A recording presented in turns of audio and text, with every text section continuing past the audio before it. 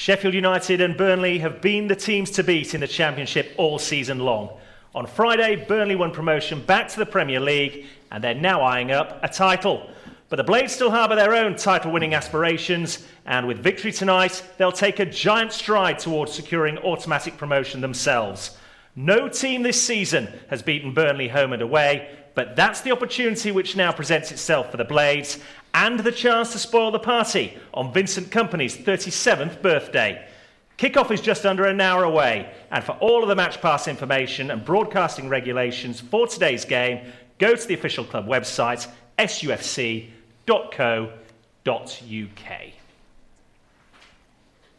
A very good evening. Welcome inside our studio here in Bramall Lane. For Sheffield United, Turf Moor is the destination this evening. It's a heavyweight clash of the highest order at the top of the Championship. The table's top two go head-to-head with all the marbles at stake. I'm joined for the ride in the studio. Alongside me, Ellie Wilson from Sheffield United Ladies, ex-Blade Kevin Gage. A very good evening to you both. Good evening. A heavyweight Championship clash is what I've termed it. It is for all the marbles, this, isn't it? You know, the title is in Burnley's hands, but a victory for the Blades would certainly mucky the waters for them, and it very much means that we have aspirations if we can do that tonight. Yeah, I think it's a massive game. I think it's going to be an exciting game. I think from both sets of teams, there's massive motivations within the match itself, and to get 3 points, like you say, Burnley want to not only win promotion but win the league, and they'll be on a massive high after the other night. And likewise, Sheffield United have got their own business to take care of in terms of securing automatic promotion. So I'm expecting a really good game. Vincent Kompany's 37th birthday today, only born in 1986, Gagey. You know he wants to celebrate by beating Burnley's nearest rivals tonight, but we've already proved once this season that we can have the measure of them. It wouldn't half be a scalp to take. Yeah, absolutely. Yeah, we've got nothing to fear whatsoever tonight. We're more than good enough to go there and get a result. You know, they're a very good side. Of course they are. Their record suggests that. So we've got the evidence. We beat them 5-2 down here, and we thoroughly deserve that victory. They've won promotion, and people are saying that they'll have been out Friday night and had a few beers, one or three or five beers too many. Won't make any difference this evening whatsoever. As Ellie rightly said, I think they'll be on a massive high. They'll all be buzzing. They'll be looking to put on a really good show back again in their home ground with their home fans. Everybody's celebrating over the weekend. I think it'll be a fantastic game of football. I really do. 11 points between the two teams going into tonight's game. As it stands right now, we have a 5-point lead over third place Luton. Paul Heckingbottom has said, first and foremost, all season long, number one goal is to secure automatic promotion. Is that really what he's thinking tonight, or do you think in the back of his mind he's thinking, well, we really could get in the mix if we can do the double over Burnley? Do you mean trying to catch Burnley? It's on, isn't it? I don't think he'll be too fussed. You know, if we can nick a win, absolutely fantastic. But it just kind of secures more promotion, you know, possibilities. I don't think we'll be realistically looking to catch Burnley. I think his team talk tonight will be, come on, we can still catch Burnley. I think that's probably out of the question, to be honest. So listen, we don't need any incentives. We don't need to be champions, do we? We just need to secure that second spot. Well, let's take a look at the 11 that will start tonight's game. The team news has dropped in the last few moments. Remember, we took care of business against Wigan here at Bramall Lane on Good Friday, a 1-0 win there. And of that team that started on Friday, 9 keep their places. 2 changes are made. James McAtee in midfield drops down to the bench. He's replaced by the experience of Oliver Norwood in midfield. And then up front, perhaps no surprise, club captain Billy Sharp, the man to make way. Ollie McBurney, who terrorised Burnley's defenders back here in November, returns to the starting 11. Ellie, I think, given what Ollie McBurney's achieved already this season, but that game, particularly in November, has probably weighed heavily in his favour tonight. Yeah, possibly so. You know, we all know what he's capable of, and he had a cracking game that day. And whether there's a bit of rotation in terms of resting Billy Sharp as well coming into that, I don't know. But yeah, it's exciting to see Ollie McBurney in the lineup for this game, particularly alongside Illiman and Jai. And then obviously Norwood's come in as well. So yeah, you can totally understand him bringing Norwood in. I mean, he's a Burnley lad as well, which may come into their thinking. It just makes us a little bit more secure in that central midfield area, doesn't it? We'll have Oliver Norwood anchoring the midfield, and then Doyle and Sanderberg working off him. I must say I'm a little bit disappointed that McAtee's not playing, because he's been so good. You know, I think he's a little bit hard done by, but as Ellie said, it's rotation. It's nothing to do with form or anything like that, because he's been superb. And of course, I fully expect to see McAtee coming on second half as the game opens up a bit. At least, you know, you've got that option to bring him in off the bench. You know, I thought he had a great game the other day, so I don't think it's anything to do with performance. It's probably just tactically. Yeah, absolutely. I mean, it'll come as no surprise that as we take a look at the formation as we expect it to be this evening, that doesn't change with the 2 additions to the starting 11. But on that note, Gagey, you mentioned it there, James McAtee, he's been in great form of late. He's scored goals. He was the creator for Illiman's goal on Friday as well. He would have wanted to be part of this game tonight, but I suppose you've got to weigh that against the fact you are away from home. It is the home of the champions. It's easy to get carried away if you're not familiar with that situation. Ollie Norwood obviously brings experience. Yeah, vast experience. He's been there, seen it, done it, got all the T-shirts, hasn't he, with promotion written on them. Again, just going back to the midfield, Sanderberg has been superb in the last few games. And I think that he's been playing more of a central midfield role with Doyle, allowing McAtee to go forward and make those mazy runs and burst forward. So I'm looking at Doyle, Berg and Norwood tonight. I'm just a little bit concerned that we won't have anybody making the like McAtee runs or doing the creative runs, which we were hoping Sander would be doing, you know, for the last 6-8 months or so. But he seems to be playing better in a more central, solid role in the midfield. To that end, Ellie, does this change affect the creative options that Sheffield United have from the start tonight? I think possibly, obviously, with McAtee not being there, but you do still have Illiman and Jai, who's fantastic with the ball at his feet, and Ollie McBurney, both of which like to drop in. They kind of play quite nicely off each other, one dropping in, occupying that space where McAtee would usually be playing. So it gives different options, and I think Paul Heckingbottom's probably thinking he can bring McAtee into the game, so maybe you shore things up a little bit from the start. So I think for tonight, the important thing is to not come away with a loss from this game. You want to at least take a point away as a bare minimum. So maybe sort of see how the game pans out, start with a bit of experience, and then look to bring you more creative players in off the bench. Yeah, totally agree with that. I think Hecky will never admit to it, but I think maybe a little bit of safety first this evening. Yeah. Hopefully just sitting there we've got a defensive shape, our 3 centre halves, our wing backs, our midfield 3. Huge kind of pressure not pressure, it's not the right word, but influence from Njai, who's going to be our main creative force, and then hope, because probably Burnley are going to have a lot of the ball as well at home. They'll have a lot of the ball, so we'll just have to sit in, maybe try and hit them on the break a few times, and then as the game progresses, see where we go with the subs. Well, without doubt, this is the type of game you want to be involved in from the start. That's no different if you're James McAtee at the start of your career or experienced in the form of Ollie Norwood. And I'd like to say that Oliver caught up with us just before we came on air. Ollie, back at the team in a familiar place. You must be looking forward to tonight. Yeah, excited. Obviously, Burnley got themselves promoted the other night, so we come here looking to cement our place in second and hopefully follow them up as soon as possible. Yeah, there's been a lot of hype about Burnley, but obviously you and the lads just blocked that out, I suppose. Yeah, obviously they're a good side. They've had a good season. Well done to them. They've got up early. We want to be in that position, and as I said, we want to follow them up there as soon as we can. A cold night in Burnley.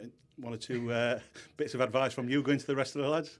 No, the lads know what to expect. The lads have been brilliant the last few weeks, picked up some great results, are in good run of form, and hopefully we can come here tonight and put a good show on and, as I said, cement our place in second. Good luck, mate. Thank you. Thanks, man. A cold night in Burnley, it may be. A red-hot atmosphere is sure to await the Blades at Turf Moor. And of course, this game comes on the back of a very good Friday here at Bramall Lane against Wigan. Blades in red and white, kicking towards the cup in the first half. Something off the training ground here maybe, and a decent hit from Tommy Doyle. McAtee has done really well here, James McAtee. Still going, dangerous ball, and there he is, Illiman Njai. United take the lead. Njai points to McAtee, who was brilliant in the build-up. Cool finish at the back post. We've played just over 7 minutes and United hit the front. Doyle sends one into the mix, looking for buildup. Chance for Billy Sharp. And Jai looking for McAtee. Has he got the legs? He has, McAtee. Oh, the challenge. What a timely one. And the referee played a good advantage here. Iliman and Jai on his own at the moment. Bogle streaking forward. I don't think it needs Jayden Bogle. Still going. Wonderful play. And Wigan, what a block on the line. There's a half-time whistle. Sheffield United hold a 1-goal advantage. Wycombe United. Ahmedhodzic. There's Billy Sharp. Headed it down. It's tipped over. Doyle got ball up to his left. Doyle goes for goal. And Jai turns well. Still Iliman and Jai lays it off. McAtee! Half cleared. Naylor.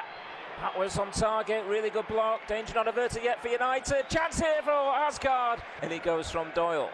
Player down in the box there before it was headed over into Berger. Trying to get away from Naylor. Berger. Still going. Sander Berger. Worked nicely to McBurney. Fleck continues his run. Was he took back there? I tell you what, surely John Fleck's stride was interrupted there by the arm across the shoulder. Comes out for Norwood. Norwood again, cries of shoot. Tries to lift it. Just booted away, that'll do nicely. There is the full-time whistle. 1-0 the final score, then 3 more points for the Blades, and afterwards Paul Heckingbottom told us he wasn't just happy with taking the points on Good Friday, but it was the manner of the performance which pleased him as well. Yeah, the 3 points, we've got them, delighted with that, but I think the performance really pleased me, how we started and attacked the game, and yeah, the only thing missing was more goals. So yeah, performance-wise, which is the bit we can really control, how we approach the game, was good. Some of the football we played was really good. Some of the chances we created were great, and we just didn't manage to get, the extra goals. We could have had another 2 minimum before half-time, which would have made the game, a hell of a lot different. But we've done the job. We've got the points. You'll be very pleased with the winner. Some great work from James McAtee, and that poacher's finish from Iliman and Jai this time. Yeah, we're pushing him on that. He needs to be in there more. Been critical of him in the last few weeks about that. So yeah, I think you can see with mine and Jack's reaction to how he scored, the type of goal, where he scored from, that it's an important goal for him when we talk about the messages and where he needs to improve and how he can get better. It's great that he's managed to get his goal in there. You mentioned the other opportunities. I mean, Billy Sharp, how close he was to getting that elusive 250th league goal today. Yeah, I think the one first half, really good play, great contact. That's what he's very good at, just getting the right contact to direct things in the goal. And I don't know how much Ben knew of the save, but it looked a spectacular save. And then obviously Bill had one second half as well ahead of it.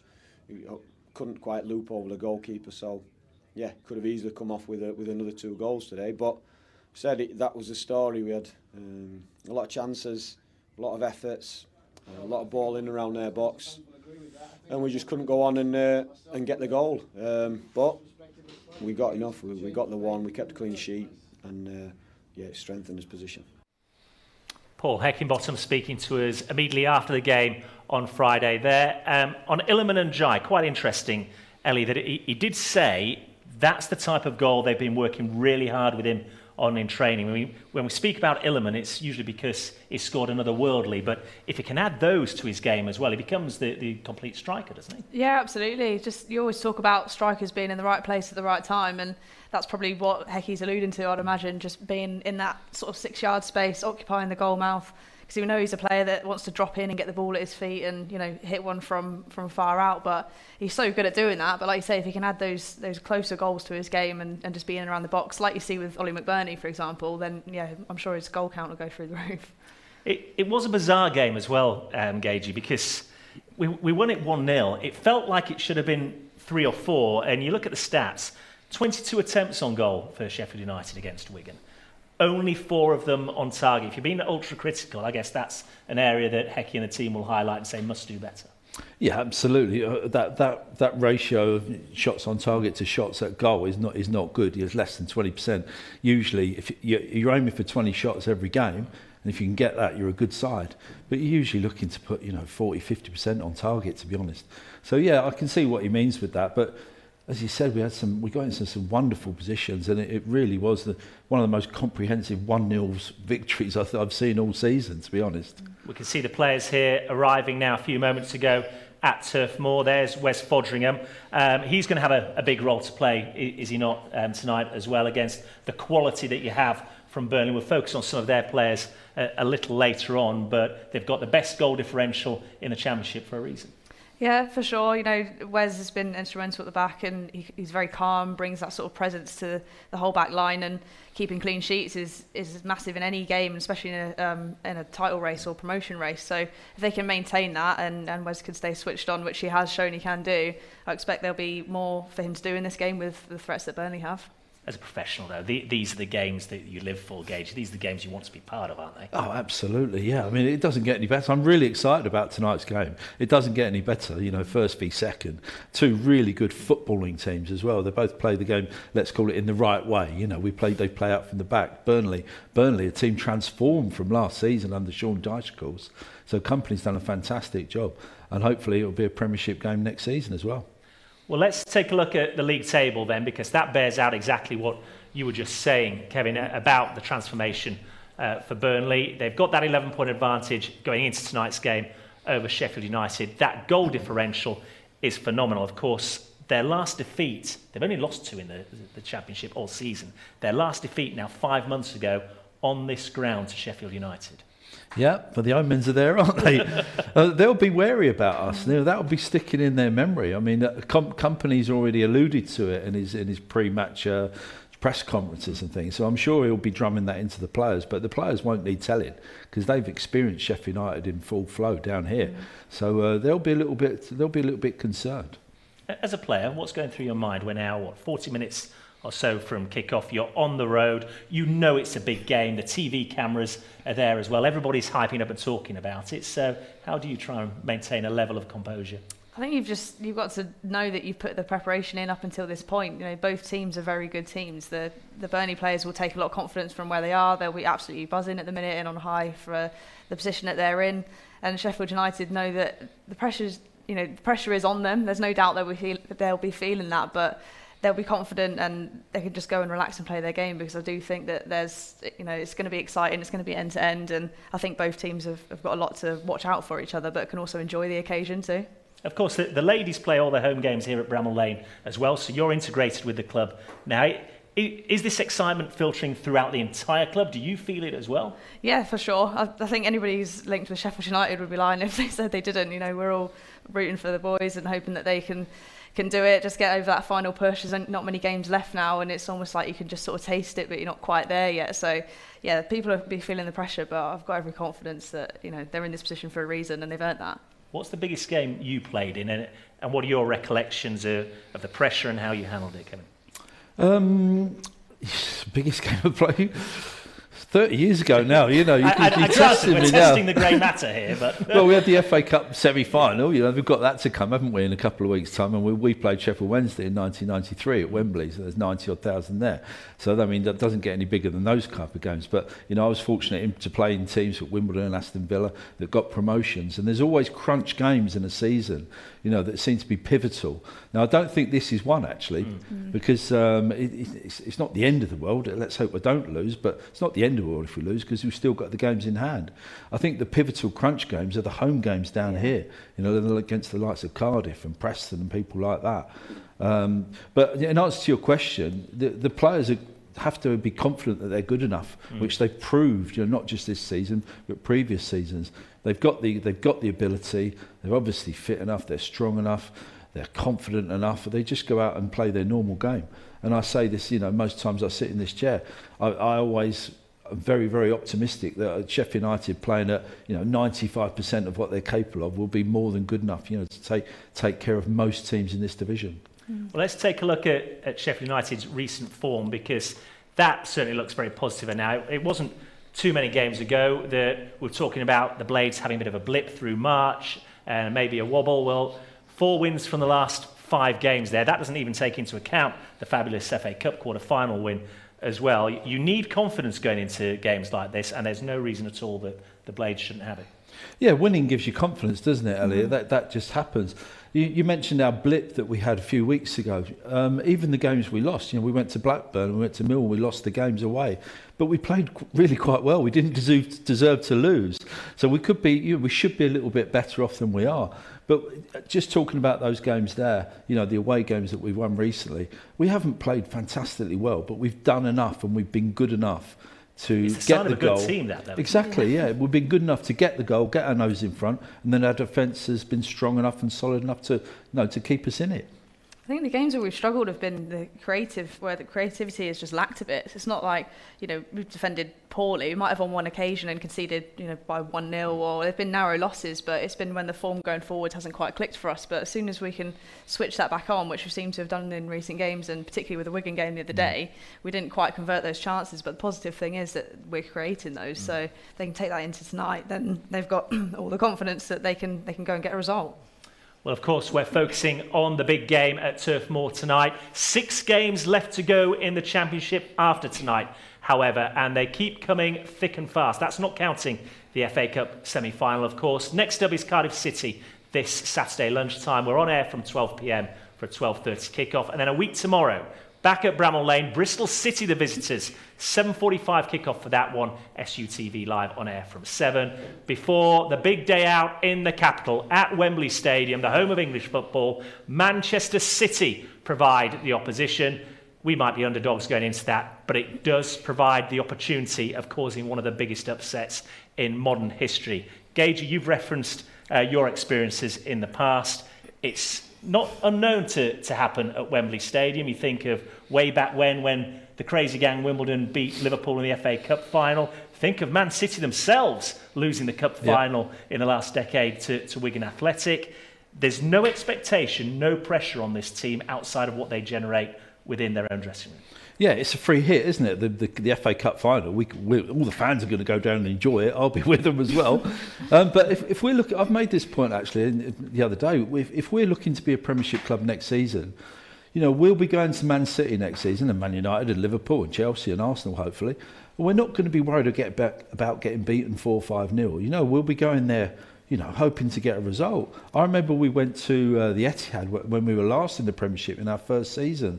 And and I'm not exaggerating here, we played Man City off the park in the first half, and we should have gone in like 1 or 2-0 up. They ended up winning 2-1, I think it was, in the end. But we should have no worries about fighting with these big boys, because we will be good enough to compete. And it's worth bearing in mind, of course, already taken a Premier League scout this season, Tottenham down here at the Lane. Yeah, that's it. I mean, again, something else to take confidence from. Nobody would have put us, as favourites to win that game, but on that night, we performed, got the result, and what's to say that it can't happen against Man City at Wembley? Things happen in the FA Cup, and it's going to be a great occasion for the Sheffield United players. So, yeah, who knows? Who knows, indeed. That is to come in the future. Tonight, of course, we're focusing on Burnley. They've already met once this season here at Bramall Lane, a game in which the Blades trailed at half-time, but then in the second half produced one of the most memorable comebacks in recent times. Headed away as far as Benson will hit one. Deflection and in. Burnley strike first, and it's the unfortunate Jack Robinson who puts it past his own goalkeeper. In it goes. McBurney jumps. It's alive in there. Who else? Iliman Ndiaye. United back on level terms. It's his 9th of the season, and he's in the form of his life. Robinson, cries of man on, he's run straight into Benson here. Benson for Burnley! And Burnley retake the lead. Mistake at the back from Jack Robinson, he knows it. Here is Robinson. Goes the cross, flicked on, chance for McBurney! United back on level terms once again. Owen McBurney on the score sheet once again. He's 8th of the season, it's 2 apiece. It's in, and the header rattles the bar from Armour Hodic, and then forced in. Is it? Yes! Jack Robinson for United. Redemption for the defender. A mistake at one end and a goal at the other, and it's 3-2. Norwood's delivery. Back in by Osborne, loose in the penalty area. Chance here and rifled in. Armour Hodic the scorer. United open up a 2-goal lead. An incredible second half at Bramall Lane. And El Mahodic denied twice, not a third time. Chance here for Buildup, saved by the keeper McBurney! It's a 5-star showing from Sheffield United, and it's a second for Ollie McBurney. Big smiles all round for the Blades. Fabulous scenes at Bramall Lane, certainly one of the highlights this season. Gagey, you were in the studio for that game. This is what we talk about, the Bramall Lane atmosphere. No game epitomises it better than that occasion. Yeah, that was vintage Sheffield United second half, wasn't it? Kicking towards the cot. We always love to do second half. And you know, as I said earlier, we thoroughly deserved that victory. Absolutely tore them apart. And if I was Hecky, I'd be putting some kind of highlight show on this week, you know, on the coach going to Burnley just to put it in the players' minds. You've already scored 5 goals. We missed a few chances as well. It could have been a lot more. There aren't many times this season that defensively Burnley have been found wanting. That second half performance, and Ollie McBurney in particular, I mentioned at the top of the show, he terrorised the Burnley defence. I suppose there aren't many players like him in the Championship, but do you think Burnley will be wary of that tonight? They have to be, don't they? I don't think they're brilliant in there, are they? They're more of the centre half Burnley have, more of a ball-playing centre halves, because Company, that's the way he wants to play his football. So whereas Sheffield United will knock the ball about, of course, and we're very, very good, especially with Norwood in the side and players like Njai and others. But we can mix it with the best of them as well, and we will cause them major problems from set pieces. We've just seen Robinson attacking the ball, Armahodic attacking the ball. We've got Egan attacking the ball from set pieces, and of course McBurney. You know, we've got 4 players there, superb at set pieces. So we could really cause them some problems this evening. And as we were watching the highlights of that game, Ellie, you were telling us you were on the coach, weren't you, at the time? Yeah, I think we had an away game. It must have been Charlton away or Crystal Palace. So we were sitting on the coach watching the results come through and thinking, oh no, it's 1-1, or you know what, it wasn't good at half time. I don't think it was. And of course, then the results started coming in. Another goal goes in, and I was watching it thinking, this is unbelievable, because you know at that point that is still a big game in the course of the whole season. Sheffield United Burnley was a massive game. So to come away with 5-2 when it was 1-1 was just, it was great watching. Yeah, it's what football is all about. We certainly take more of the same tonight if it's on offer. A reminder of the team news for the Blades first up then. 2 changes from the team which started on Good Friday against Wigan Athletic. Oliver Norwood and his experienced return to anchor midfield, with James McAtee dropping down to the bench. Billy Sharp also joins him on the bench. Ollie McBurney, who scored twice in that 5-2 win here against Burnley, returns to the starting 11. And when you look at that team, as you've touched upon there, Gagey, the height and physicality which caused them problems is evident immediately here. Absolutely, yeah. I mean, set piece is such a vital part of the game. Always have been, always will be. So you can play all the football you like. But, you know, if you've got a little bit of dominance from set pieces, corners and free kicks around the edge of the box, we are going to cause them a few problems. Now, we have to play in a manner to get up the pitch and get in their final third, to gain corners and free kicks in dangerous areas. So we'll get our opportunities. Just going back to the team sheet, I feel a little bit sorry for Billy Sharp. I think McBurney was always going to play this game, but Billy played really, really well on Friday. Still searching for his 250th goal. And let's hope he gets it soon, because he's thoroughly deserved it. And on another day, the keeper's made a world-class save, hasn't he, on Friday? He would already be celebrating that. But he'll have an impact off the bench, maybe. And talking of milestones, a note for George Baldock. He'll line up in the left wing-back position, unfamiliar again for him this evening, but he's making his 200th appearance for Sheffield United tonight. In anybody's terms, that's quite a landmark. Yeah, absolutely. I'm sure he'll be really pleased with that. To stick it and be somewhere through the highs and lows at any club in your career is fantastic. So, yeah, great milestone for him. Let's take a look at our opponent's form then. Burnley in the last 5. It'll come as no surprise that it's an impressive record. Maybe a bit of a surprise that they dropped points in 2 of the games, albeit they were both goalless draws. But we've mentioned it's 5 months in the Championship, which is meant to be the toughest league in the world, the rigour week in, week out, since they last lost. And they take care of business no matter the opponents, Ellie. Yeah, I mean, they're a team that dominates possession a lot of the time, probably feared by a lot of teams in the league just because of how they've played and their position. But fantastic team going forwards as well, and I think when you've got more of the ball, you're straight away limiting the options for the oppositions to score, and the fact that they haven't been beaten since, in the Championship anyway since Sheffield United, back into last year is unbelievable, really, and that just shows why they are where they are. And it's not just the unbeaten run either, Gagey. It's the fact that at games that often are tight, they find a way to score, be it a late equaliser or a late winner. Yes, as you said earlier, Richard, it's a sign of a good side, isn't it? I mean, their home form especially is superb, isn't it? So it's the best home record against the team with the best away record this evening. So something's got to give somewhere. Yeah, well, they're unbeaten in the league at home this season. Indeed, you have to go all the way back to December 2015 to find the last time that they lost in the Championship. 33 home league games without defeat. And you look at Turf Moor, you'll have played there, albeit a slightly different stadium to your playing days, Gage. But it's a bit like Bramall Lane in the sense the stands are on top of the pitch. It's not the biggest crowd, but it feels like it is. Yeah, it's old-fashioned, is it? It's a throwback stadium. It's old school, isn't it? And I think the crowd really get behind them. Very vocal. It helps the team. I mean, the fans must be in seventh heaven, mustn't they? After experiencing the Premiership for so many years and then getting the disappointing relegation, and all of a sudden they're obviously back there. So again, I think the atmosphere will be absolutely fantastic tonight. They've got the promotion celebrations out of the way. As soon as the kick-off starts, I think that'll all be forgotten, and I think Burnley will just play their normal game. Well, if you want a good omen for the Blades, we're unbeaten in our 7 Easter Monday outings.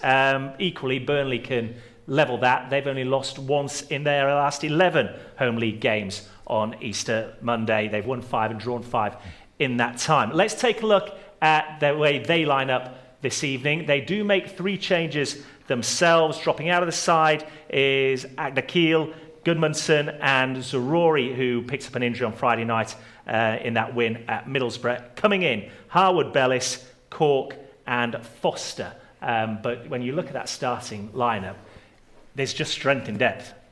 Yeah, well, it's all about the attacking threat. I mean, you already mentioned they're the top scorers, and they've got goal difference is fantastic, and they really do have some real flair going forward. Of course, the main one to watch is Nathan Teller. 17 goals, I think it is, and some assists as well, 4 assists. They're also really working the loan market well.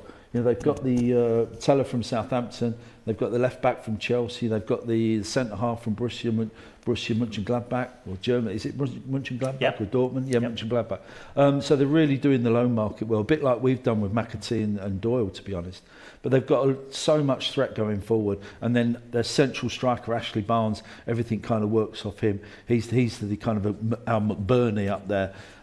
So he gets his fair share of goals, but he's more the thing that they play off. Well, let's discuss that, Ellie, because there will be a slight change in formation tonight with Lyle Foster coming into the side. He's an out-and-out striker. You'd expect him to play up there alongside Ashley Barnes. Generally speaking, this season, it's been a 4-5-1, 4-3-3 formation. So perhaps a tweak that Sheffield United will have to alter to accordingly? Yeah, potentially. I'm quite interested to see, like you say, how they set up and whether that affects how Sheffield United have kind of approached this game, because we're pretty much set in that 3-5-2.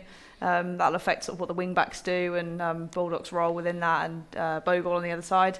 But it'd be interesting to see how they both set up against each other in a pressing way as well. So not just the attacking side of things, but whether they've got 2 up top for the Sheffield United defenders to deal with, or whether there's 3, I'm not quite too sure. But plenty of bodies that are very capable of scoring goals. So something that Sheffield United might need to tighten up a little bit at the back to deal with that. Well, let's highlight 1 or 2 players from Burnley that we might want to keep an eye on this evening, Gagey. We mentioned, of course, that Zarori is out. He is the only player outside of Teller in all competitions to have reached double figures in terms of goals this season. Now, when you consider they've scored well over 70 goals, first of all, that seems remarkable. You've only got 1 player in double figures in the league, but it also tends to suggest they're getting goals from all areas of the field. Yeah, they've got a few, aren't they, who can nick a goal or 2. I must say, I'm pleased Zarori's not playing, because like Teller, he creates a lot of problems for teams and gets a fair amount of goals as well, as you've just mentioned. it'll be interesting how they do set up, because Teller and Zaroury, although they're technically wingers, they don't stay on the wing whatsoever. They usually float about here, there, and fluid, everywhere. isn't it? Yeah, very, very fluid. Now, if they've got two up front tonight, it might be more of a 4-4-2 scenario situation. So maybe they will come up against our two wing backs in Bogle and Baldock. So it will be, as Ellie said, it'll be interesting to see how it pans out. Interesting as both fullbacks yourselves to get your thoughts on Ian Maatson, who's the left back for Burnley. He's on loan from Chelsea, but he does provide his fair share of assists as well. He's been involved in 9 of their goals this season. Again, we talk about attacking threats all over the field from this team, but he's going to be occupied, you'd have thought, by the attacking threat that the Blades pose. Yeah, it'll be quite an even match-up, I like to think, because you've got Bogle, who's very attacking-minded. Baldock, we know, is capable of doing both as well. And I think when you've got two sets of fullbacks, it's almost a game of, you're playing chicken with each other. Who's going first? Like, you're going to kind of drag your winger and see if they come with you, and vice versa. They'll, each set of players will be doing that. So I think it's very modern day. The fullbacks are another set of attackers, aren't they? Really, you've got them to support the wingers, and especially if Burnley play the possession football game, because they'll be keeping the ball, and it allows the two fullbacks, to get forward as much as they want, really, because you kind of generally know that your team's going to keep the ball and not going to lose it in silly positions. So you get the confidence to go forward. But yeah, the two wide players, whoever, it'll be Teller on one side and whoever plays on the left, they may well force Bogle and Baldock back a bit, and hopefully they can play cat and mouse, and they can get the flip side of their opposition player. Yeah. Okay, we've got just under 20 minutes to go to kick off at Turf Moor. But as you see, we have Ellie Wilson from Sheffield United's women's team with us in the studio, and we're going to turn the focus onto them for just a few moments, because the last time the ladies' team was in action was April the 2nd, and it was an away trip to league leaders Bristol City. Dennis pokes it forward. Pearce looking for Woolley, trying to turn inside the box. Pearce again. Now Furness. Neat one too if Furness can get there, and she manages to ride the challenge and turn as well, and the effort is tame and gathered by Fran Stenson.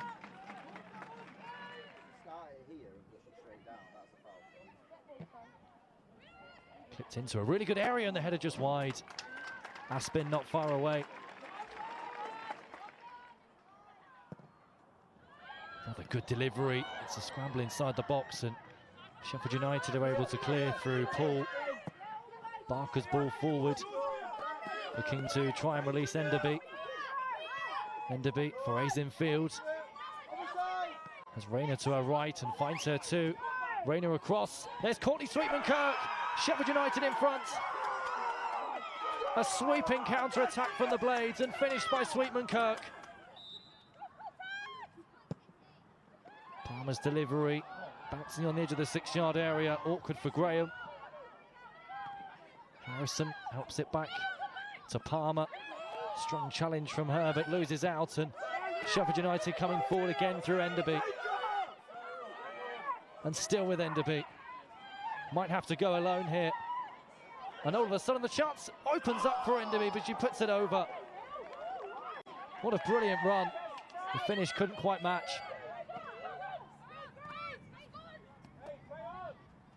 Barker hopped on towards Paul. It's a really good ball. And Enderby's onside here and is brought down by Vicky Bruce. The question is, was she the last player?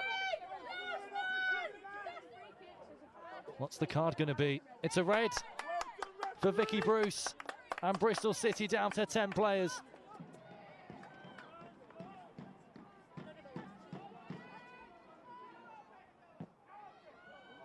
Good delivery, the keeper missed it and had it over the top.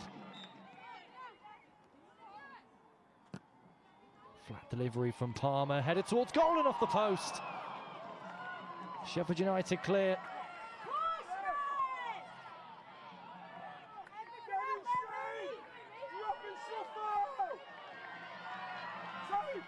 Bristol City urged on again by the supporters, chasing an equaliser.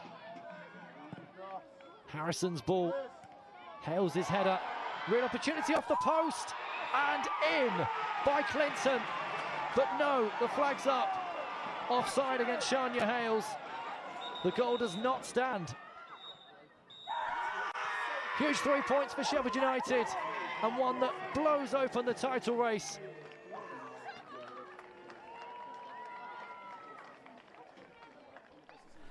Courtney Sweetman-Kirk's lone strike enough to decide that one.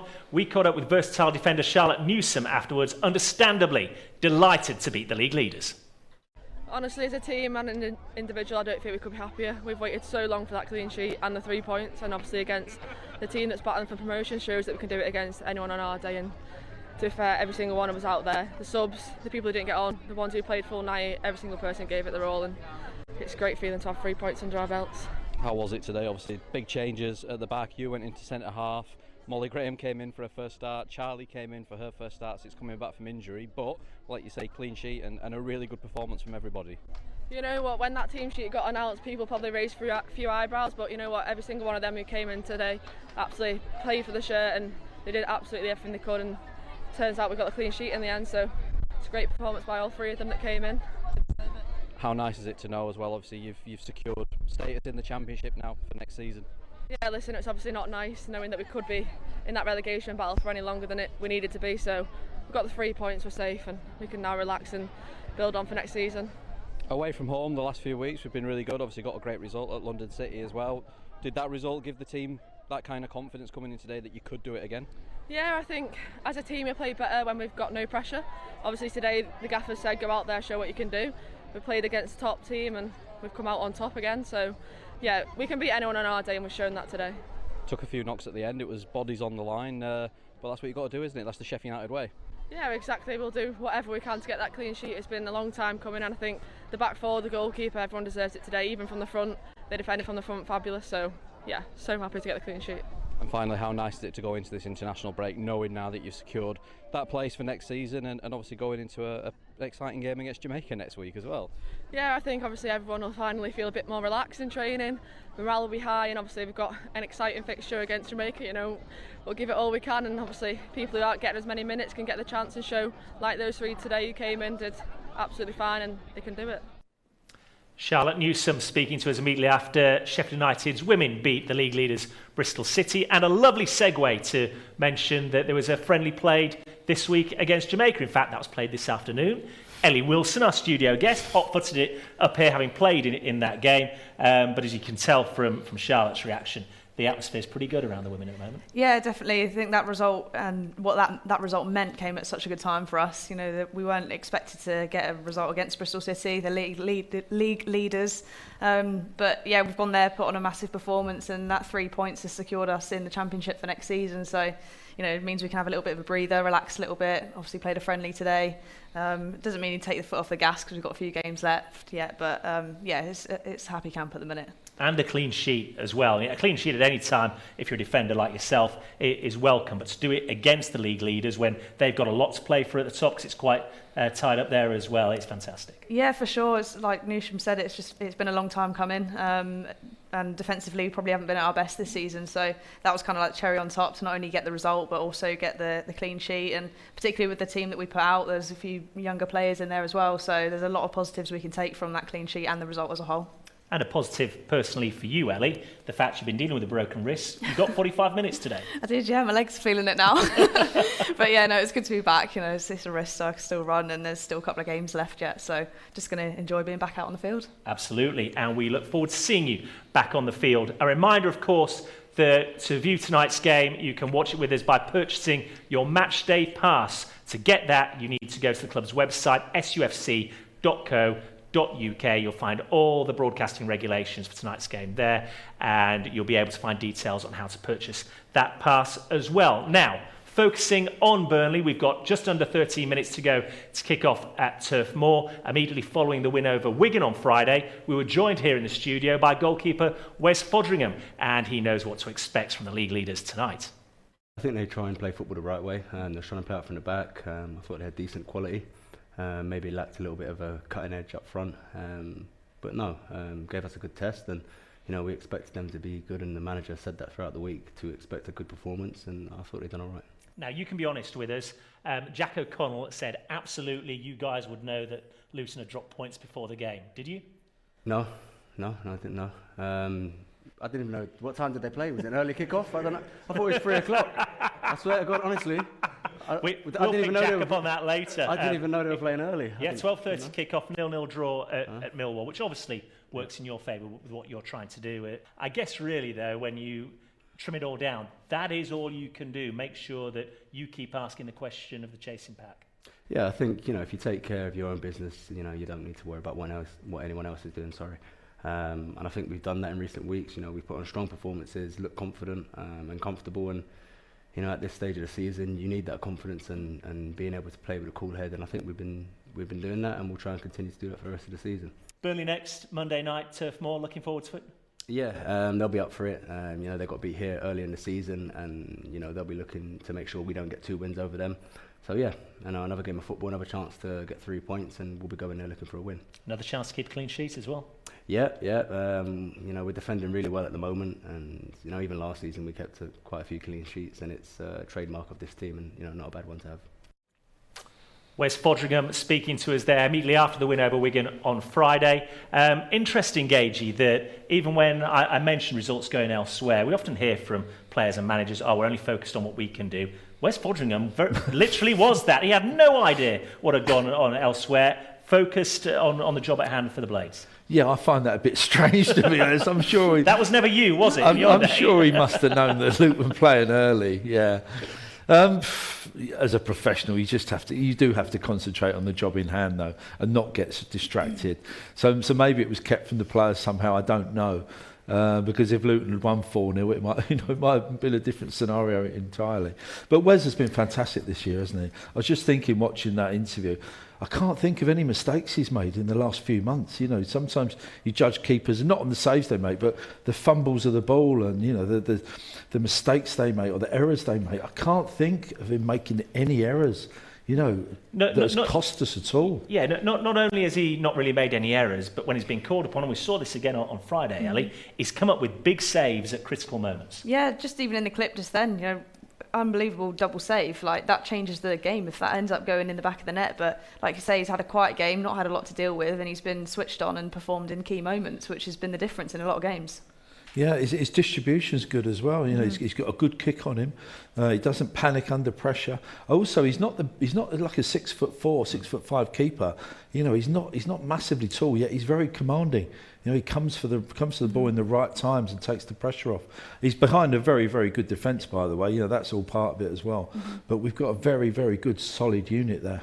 Okay, Gagey, we're going to allow you to move away and get ready for the match commentary tonight. But as always, before you go, how's this panning out? Give us a prediction. I'm predicting a very, very good game of football. I mentioned earlier, I'm really excited about this game. I can't wait for it to start. I think we'll be fine. I think we're easily good enough to go there and get something. And I think it'll maybe be a draw 2-2. I'll go for an entertaining 2-2 draw. You're confident. We're just about confident. What about the manager, Paul Heckingbottom? Let's get his thoughts ahead of Burnley. I think the consistency is there. So not just in performance, but to be able to get the result as well, because we know they can play real good football. We know when they get in front, they can go and score more goals.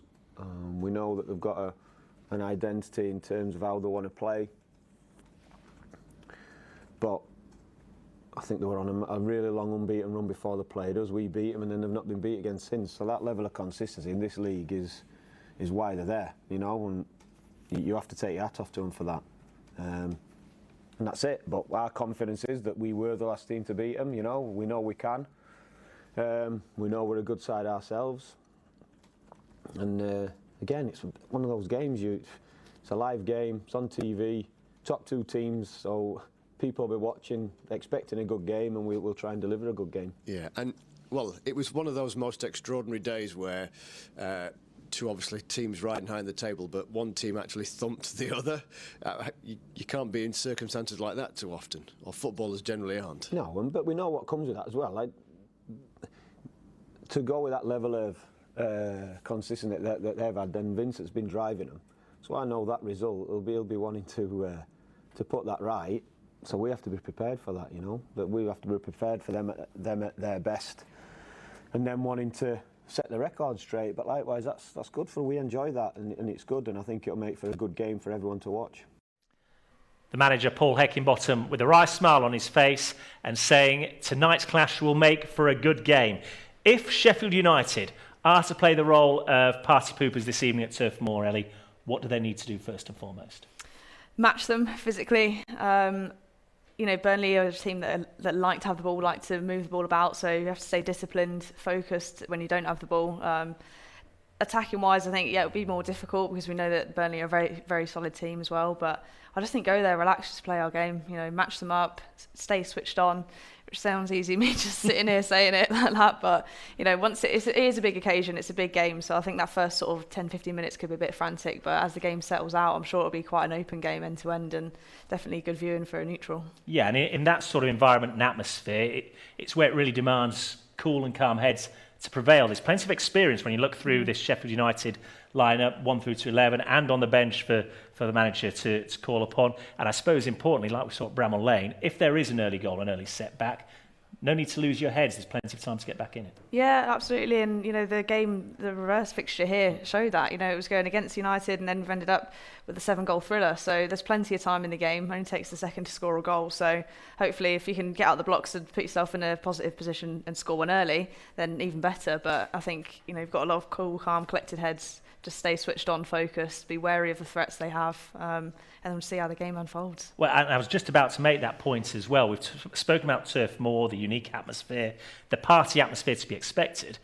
If the Blades can make a fast start and get that early goal, suddenly you can subdue that crowd and flatten that atmosphere a little bit. Yeah, that's it, and it will help the Sheffield United players just have that extra bit of belief. Having a 1-goal cushion is massive in a game like that. Sometimes you get teams where if you've not scored for a certain amount of time, you get more and more nervous thinking, what's going to happen here? Why have we not got the result yet? But getting that early one can sometimes settle the nerves of the players, and they start playing more freely, and just having that 1-goal difference can make it such a difference in the mentality. So it'll be interesting to see. These are live pictures from Turf Moor, a full house on hand, in party mode, ready to celebrate. Burnley returning to the Premier League at the first time of asking. A reminder, as you can see there, for all the broadcasting regulations around today's game. To purchase your match day pass, go to the club website, sufc.co.uk. You'll find all the information you need. But when we look at those pictures now, as a professional football player yourself, the light show's going off. Is there a tingle of excitement in you? Oh, for sure, yeah. You look at that and it's just fantastic atmosphere, big occasion. Any game is a big game as well, and I'm sure both sets of teams will be really up for it, particularly, Burnley as well, after the result they had the other day. They'll be looking forward to performing in front of a home crowd as well. Do you think we've spoken about Ollie McBurney in the dressing room, the influence he can have on the game, a reminder of what he did against this same opposition back in November? Yeah, I'd be surprised if they hadn't, revisited that and revisited how Sheffield United have scored those goals against Burnley, because it's something that they will need to have addressed, and arguably they have done. They haven't been beaten since, so different challenge today for them, but we know the threats that McBurney can bring, and slightly different to getting the ball on the floor. He has that aerial threat that we know of as well, so that's something that Burnley will have to do. Yeah, and to that end, set pieces are going to play a key role for the Blades tonight, aren't they? Yeah, I do think so. Obviously we've got Ollie Norwood in there for deliveries as well, Doyle on some of them, and particularly with McBurney's threat, I'm sure he'll get his head on some of them and hopefully cause a problem. OK, let's get your opinion. We've heard Gagey say he expects an entertaining game. 2-2 draw he's gone for. What are you anticipating?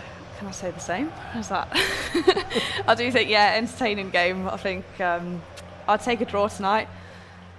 Should I go 1-1? We're going to see goals either way, though, is what you're saying. Yeah, goals both sides. I'll take 1-1. I think 1-1. OK, Ellie Wilson says 1-1. Kevin Gage has said 2-2. Both feel it will be an entertaining game. It is a top-of-the-table clash. You can see the players already lining up in the tunnel at Turf Moor, ready to take the field in front of a capacity crowd. It's the one we've been waiting for all Easter weekend. Burnley against Sheffield United. Let's hand you over to your commentary team of Kevin Gage and Matt Young. Thank you, Richard. Well, part 2 of United's Easter doubleheader sees the Blades become the next side to try and beat Vincent Kompany's Burnley here at Turf Moor. The Clarets have already secured their passage to the Premier League, and United, of course, will be hoping to join them and look to end Burnley's 20-match unbeaten home league run. The Blades, who were the last team to beat Burnley in the Championship at Bramall Lane back in November, well, Paul Heckingbottom's United going in search of what would be a hugely impressive double in Lancashire tonight. And as you can hear, it's a terrific atmosphere inside Turf Moor. Party time for the home side, but the Sheffield United fans are in decent voice as well, Kevin Gage. Yeah, we've sold out our allocations and they've travelled up on this Monday. It was a great effort, and yeah, what a fantastic atmosphere. And this will be brilliant for both sets of players, to be fair. You know, Sheffield United, they're used to packed houses. We get a packed house down here at Bramall Lane, don't we, every week? So they'll be used to this kind of atmosphere, won't be intimidated whatsoever, and I think they'll raise their game, and I think it'll be a really good game of football this evening. It's always a ground that generates a decent atmosphere anyway, regardless of it being first against second. What's it like to play here, Kevin? You'll have been here a few times in your career. Yeah, they get good support, don't they? Even when they're in Championship and lower divisions, they get 15, 20,000 there. It's an old school ground as well, isn't it? It's not one of these new stadiums. You can see they've maybe got a big new stand, but the rest of the stands are how they were years and years ago. But not about the stands, not about the